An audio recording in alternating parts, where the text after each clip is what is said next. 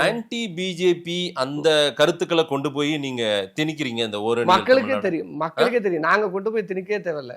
தமிழ்நாட்டுக்கு வர வேண்டிய 100 நாள் வேலை திட்டத்துக்கான படம் 4361 கோடி 2000 கோடி தான் இது வரைக்கும் ரிலீஸ் பண்ணிருக்காங்க. சரி, வீதியில இறங்கி திமுக இதெல்லாம் நீங்க அங்க சொல்றீங்கன்றாங்க. இல்ல அதெல்லாம் சொல்ல வேண்டிய தேவையில்ல. வீதி தோறும் தமிழ்நாட்டுல இருக்கிற அனைத்து ஒன்றியங்களிலும் போராட்டம் அறிவிச்சு மக்களை திரட்டி போராடி இருக்கணும். அதுக்கு பிறகுதான் நீங்க 2000 கோடி ரிலீஸ் பண்ணது. அப்ப 100 நாள் உறுதி திட்டத்தை ஏன் அப்படி பண்ணுனீங்க? அப்ப அதை கேள்வி கேட்கிறோம். அப்புறம் ஓரணியில் தமிழ்நாடுன்னா நாங்க இந்த நிகழ்ச்சி அதோட தொடர்பு கொடுத்தோம். இது ஒரு உறுப்பினர் சேர்க்கை.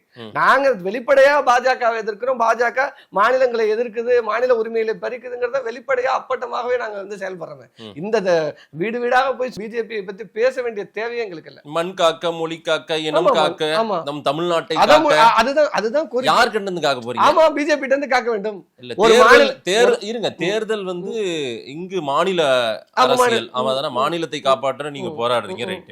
யார்கிட்ட காப்பாற்றணும்? மாநிலத்தை யார்கிட்ட இருந்து காப்பாற்றணும்? மாநிலத்தை காப்பாத்துறது நீங்க தான். ஒண்ணு நீங்க ஜெயிச்சா காப்பாத்தணும், இல்லன்னா ஏடிஎம்கே ஜெயிச்சா தமிழ்நாடு தனிநாடா?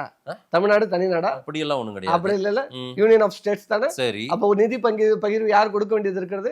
ஒன்றிய அரசு கொடுக்க வேண்டியது இருக்கு. என்ன நிதி உங்களுக்கு வரலன்றது ஒரு டேட்டாவா நிர்மலா சீதாராமன் அவர்கள் தெளிவுபடுத்திட்டாங்க. என்ன தெளிவுபடுத்திட்டாங்க? நான் பூண்டு சாப்பிடுறது இல்ல, வெங்காயம் சாப்பிடுறது இல்ல.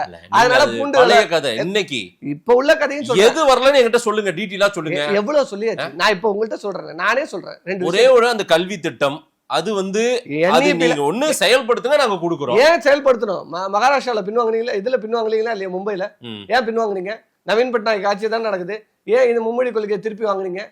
ஏன் அங்க மக்களை ஏத்துக்கல? நீங்க ஏற்கனவே ஒரு மெமரண்டம் அவங்களோட போய் உட்கார்ந்து பேசி இந்த மாதிரி ஒரு திட்டத்தை நாங்க வேண்டுமா வேண்டாமான்னு ஆய்வுக்குட்படுத்தி ஏத்துக்கிறோம் அப்படின்னு சொல்லிட்டு நிதியை கேட்டதா சொல்றாங்க. ஆமா, ஆய்வுக்கூட்டம் நடத்துவோம், ஆய்வுக்குழு போடுவோம். நிதியை நீங்க கொடுங்க, நாங்க இது வேணுமா வேணாமான்னு யோசிச்சுட்டு சொல்றோம். லெட்டர் எல்லாம் எடுத்து போட்டாச்சு மாதேஷ். பழைய விஷயத்த சொல்றீங்க. லெட்டர் எடுத்து காமிச்சிட்டோம், என்ன சொல்லியிருக்கோன்னு. குழு அமைக்கப்படும், குழுவின் பரிந்துரையின் மூலமாக இந்த குறித்தான எங்களது கருத்து தெரிவிக்கப்படும் சொல்லியிருந்தோம் பள்ளிக்கல்வித்துறை சார்பாக. லெட்டரையும் எடுத்து வெளில போட்டாச்சு. இதுக்கு மேல என்ன சொல்லணும்? அப்ப எல்லாத்தையும் சொல்லியும் இன்ன வரைக்கும் நீங்க 2000 கோடி ரிலீஸ் பண்ணல. NEP ஏத்துக்கிட்டாதான் பண்ணுவாங்கறீங்க. ஆனா எப்படி நீங்க மகாராஷ்டிராவுக்கு ரிலீஸ் பண்றீங்க?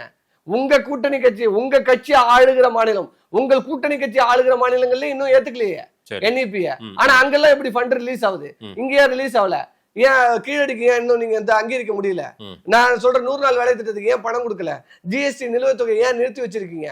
இப்ப எவ்வளவு விஷயத்த நீங்க தடுத்து தானே வச்சிருக்கீங்க.